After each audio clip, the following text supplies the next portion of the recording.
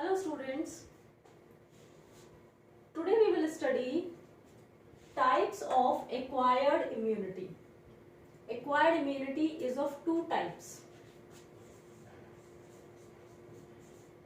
Active immunity and passive immunity.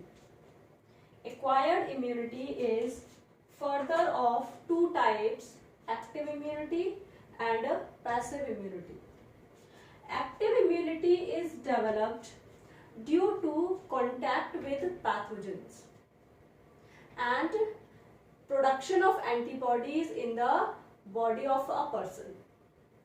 Means active immunity वो immunity है when a person comes in contact with the pathogen or with the antigens and then the body develops antibodies because of these pathogens या against that pathogen और उस antibodies के बनने की वजह से जो immunity develop होती है उस immunity को हम कहते हैं active immunity.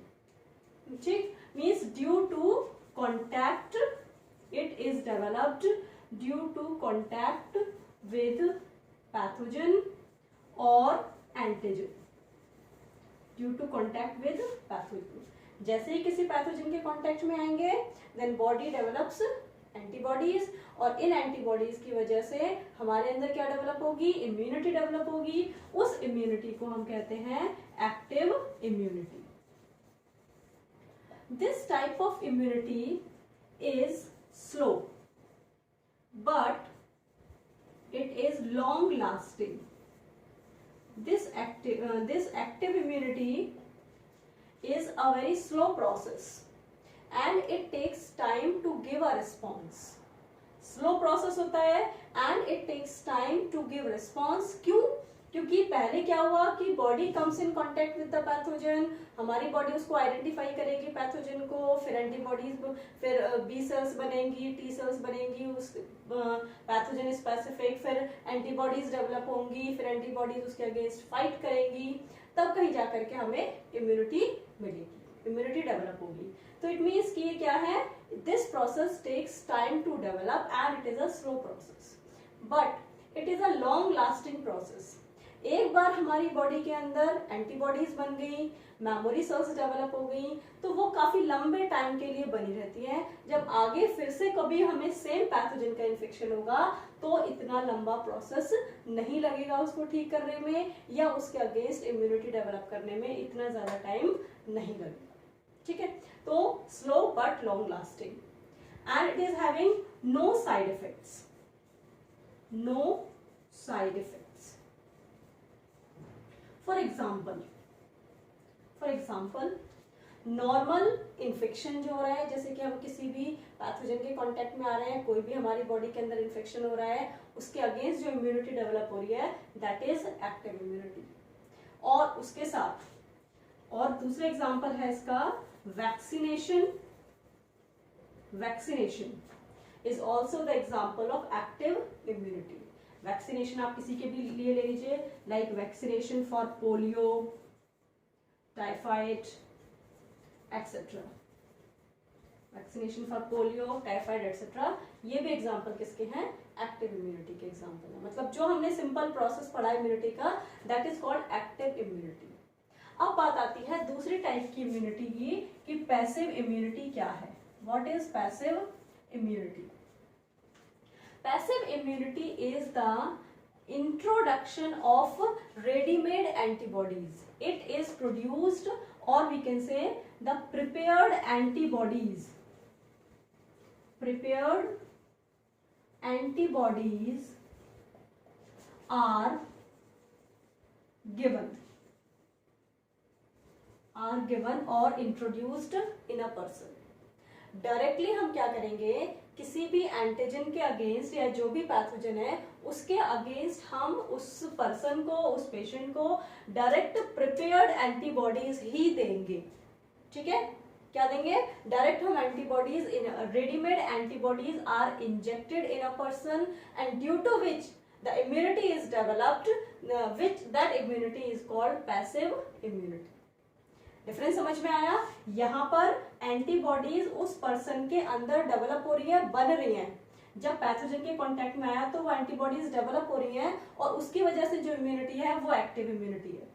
पैसिव इम्यूनिटी में हम क्या कर रहे हैं कि प्रिपेयर्ड एंटीबॉडीज हम दे रहे हैं, रेडीमेड एंटीबॉडीज दे रहे हैं अगेंस्ट अ स्पेसिफिक एंटीजन, ठीक, उसे हम कहते हैं पैसिव इम्यूनिटी।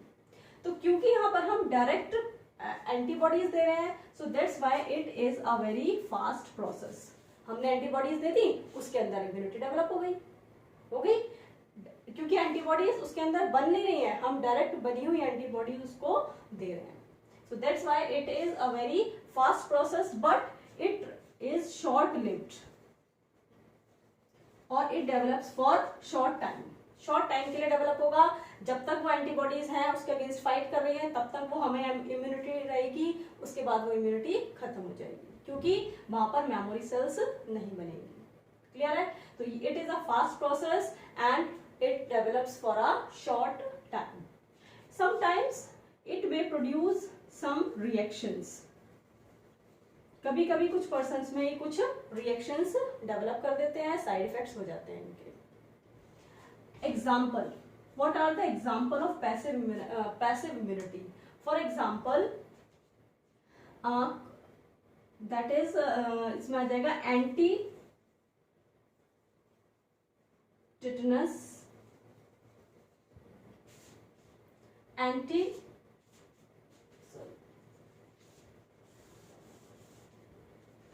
ऐसे लिख दीजिए, टिटनस एंटीबॉडीज, टिटनस एंटीबॉडीज और एंटी रेबीज,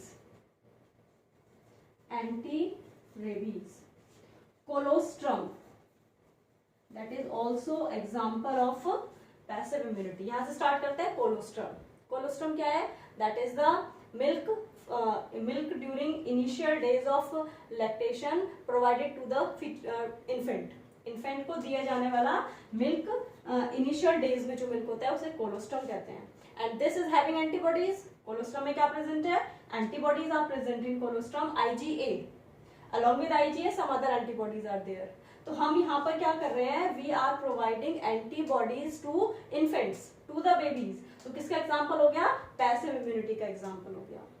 इसी तरीके से टिटनस एंटीबॉडीज, टिटनस इंजेक्शंस लगते हैं जैसे कोई हमें कट लग गया है और that cut is expose to soil, soil से एक्सपोजर हुआ है तो वहां पर बहुत ज्यादा चांसेस होते हैं टिटनस के बैक्टीरिया का इन्फेक्शन के लिए, कि टिटनस का पैथोजन है बैक्टीरिया, उसके इन्फेक्शन के चांसेस बहुत ज्यादा होते हैं।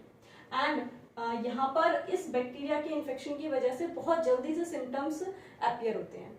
उस कंडीशन में हम इतना वेट नहीं कर सकते कि वो एंटीजेंस अपने आप एंटीबॉडीज डेवलप करें बॉडी के अंदर जाकर के। उस केस में हम डायरेक्ट एंटीबॉडीज देते हैं। सभी को पता होगा टिटनस का इंजेक्शन लगता है। वो टिटनस के इंजेक्शन में एक्चुअली क्या होता है? टिटनस एंटीबॉडीज दी जाती हैं। मीन्स उस टिटनस के इन्फेक्शन को कॉज करने वाला जो पैथोजन है उसके अगेंस्ट हम डायरेक्ट क्या देते हैं? एंटीबॉडीज देते हैं। वो एंटीबॉडीज इंट्रोड्यूस कर दी गई बॉडी में, वो तभी के तभी जो एंटीजेंस प्रेजेंट है, पैथोजन प्रेजेंट है बॉडी के अंदर, उसके साथ फाइट करेगा और उसको खत्म कर देगा, इम्यूनिटी डेवलप कर देगा बहुत तेजी से, फास्ट। ठीक है? ऐसे ही एंटी रेबीज, डॉग बाइट्स के केस में एंटी रेबीज दिया जाता है, वहां पर भी we are giving the antibodies. In the same way snake bite के केस में जो इंजेक्शन लगाया जाता है उसमें भी हम क्या देते हैं? Prepared antibodies. उस वेनम, जो स्नेक वेनम होता है, उस स्नेक वेनम के against prepared antibodies are given to the patient. तो इन सभी केसेस में हम क्या दे रहे हैं? We are providing antibodies from outside so that immediate immune response can be developed and this type of immunity is called as passive immunity. तो ये क्या हो गई? It is very fast but it lives for short time. Is it clear? तो acquired immunity दो type की हो गई हमारी, active immunity and passive immunity. इसके साथ ही हमारे पास दो टर्म्स और हैं,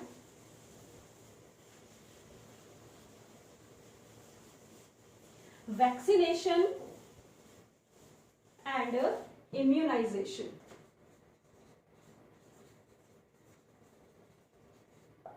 वैक्सीनेशन और दूसरी टर्म है हमारी immunisation. Vaccination is the process to give a vaccine. Vaccination क्या प्रोसेस है? Vaccination is a process to give a vaccine. एक वैक्सीन देना, वैक्सीन इंट्रोड्यूस करना, that is called vaccination. And what is vaccine? Vaccine क्या है? Vaccine is a weak pathogen, inactivated pathogen और killed pathogen that is given to a person so that it can develop immune response. उस person की body के अंदर जाकर के वो जो हमने पैथोजन एंटर किया है, वैक्सीन जो हमने दिया है, उसके अगेंस्ट क्या डेवलप हो? एंटीबॉडीज बने, हमारा इम्यून सिस्टम उसके अगेंस्ट एंटीबॉडीज बनाए. ठीक है, तो वैक्सीनेशन क्या हुआ? The process to introduce a vaccine is called vaccination. और वैक्सीन क्या है? Weak pathogen, weak, killed, inactivated, attenuated pathogen is called as vaccine. अब जब कोई पैथोजन हमारी बॉडी के अंदर एंटर करेगा तो वैक्सीन क्या है? पैथोजन है, वो पैथोजन वीक है. ये पैथोजन डिजीज तो क्या कॉज नहीं कर पाएगा क्योंकि वीक है या फिर किल्ड है. हीट किल्ड भी होता है कई time, many times heat killed होता है. तो वो डिजीज तो कॉज नहीं कर पाएगा, लेकिन हमारे इम्यून सिस्टम को एक्टिवेट कर देगा और हमारा इम्यून सिस्टम उसके अगेंस्ट एंटीबॉडीज बनाना स्टार्ट कर देगा. ठीक है, अब वो एंटीबॉडीज क्या हो गई? वो हमारी बॉडी के अंदर बन गई हमारी. ओके, ठीक है, दैट इज कॉल्ड वैक्सीनेशन. अब इम्यूनाइजेशन क्या है? वैक्सीन इंट्रोड्यूस करने की वजह से हमारी बॉडी में जो इम्यूनिटी डेवलप हो रही है, that is called as immunisation. ठीक है, these two are different terms. Vaccination is to give a vaccine, और उस वैक्सीन देने की वजह से हमारी बॉडी में जो इम्यूनिटी डेवलप हो रही है, that process is called as immunisation. Clear है? उस प्रोसेस को हम कहते हैं इम्यूनाइजेशन. अब ये वैक्सीन हमने दी, वैक्सीन जब बॉडी के अंदर एंटर करेगी वो हमारे इम्यून सिस्टम को एक्टिवेट करेगी और हमारा इम्यून सिस्टम क्या बनाएगा? It will form memory T cells, memory B cells and T cells will be formed in our immune system. Memory B cells and T cells will be formed. अब ये memory cells will be remain there, वही रहेगी हमारी body के अंदर. जैसे ही हमारी body में उसी पैथोजन का इन्फेक्शन होता है, मीन सब्सिक्वेंट इन्फेक्शंस होते हैं ऑफ द सेम पैथोजन जिसका हमने वैक्सीन दिया था, then our body is already having memory B cells and T sales.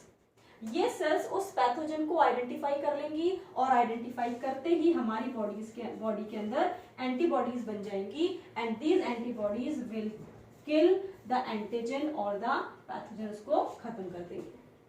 तो ये क्या डेवलप हो गया? इम्यूनाइजेशन. ठीक है, तो immunisation and vaccination both are based on a property of immune system. That property is called as memory. उस property को हम क्या कहते हैं? मेमोरी कहते हैं.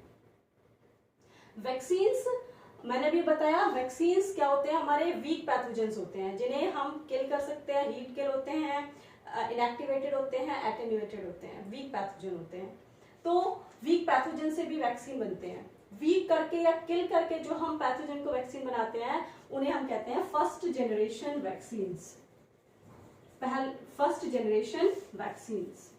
But nowadays the vaccines are also prepared or made by surface antigens of the pathogen. Means पूरे pathogen को हमें इंट्रोड्यूस करने की नीड नहीं है. पैथोजन में से हमने एंटीजेंस को आइडेंटिफाई किया, उसकी सरफेस पर जो एंटीजेंस प्रेजेंट है उनको आइडेंटिफाई करके, उनको सेपरेट करके थ्रू जेनेटिक इंजीनियरिंग हमने वैक्सीन बनाई. उन वैक्सीन्स को हम कहते हैं second generation vaccines. And now we are having the most recent vaccines which are called as third generation vaccines. Third generation vaccines are also called as recombinant vaccines. Recombinant vaccines. And recombinant vaccines are prepared by recombinant DNA technology. For example, hepatitis B. The vaccine of hepatitis B vaccine of hepatitis B is a recombinant DNA vaccine or it is a third generation vaccine.